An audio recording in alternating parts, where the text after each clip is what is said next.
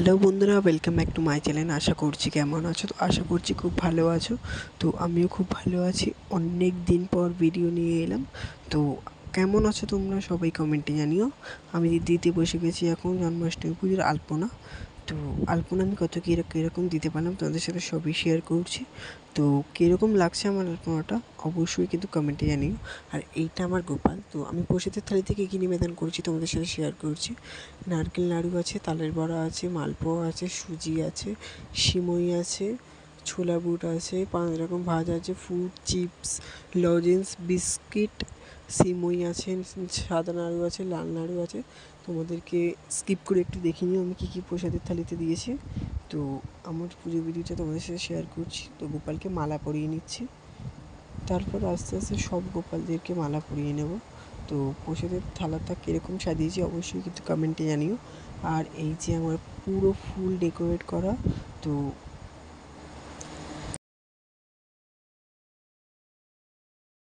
তারপর আমি চন্দন পরিয়ে নিচ্ছি সব ঠাকুর দেবতার মাথায়।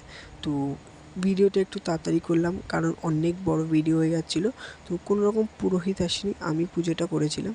তো প্রথমে প্রদীপ, ধূপকাঠি, মোমবাতি জ্বালিয়ে পুষ্পাঞ্জলি দিয়ে সব খাবারে তুলসী পাতা দিয়ে জল দিয়ে তারপর আমি বসে গেছি হলো পুজো করতে।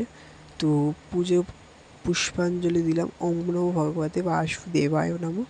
ওম নমো ভগবতে বাসুদেবায় নমঃ। ওম নমো ভগবতে বাসুদেবায় নমঃ।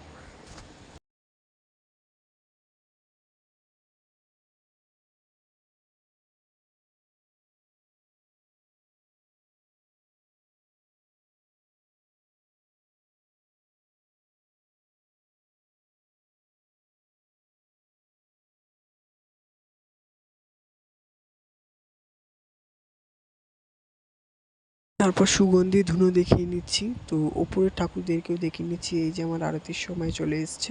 তো আমি গোপাল সোনাদের আরতি করছি, দেখতেই পাচ্ছ। তারপর ওপরের ঠাকুরদের না করলে হয়, ওপরে গোপাল সোনারা আছে, সবাই আছে। তো ওদেরকেও কিছু একটু ভোগ নিবেদন করেছিলাম। তারপর চামরের পাকার হাওয়া দিয়েছিলাম, তো ময়ূরের পালকের পাকার হাওয়া।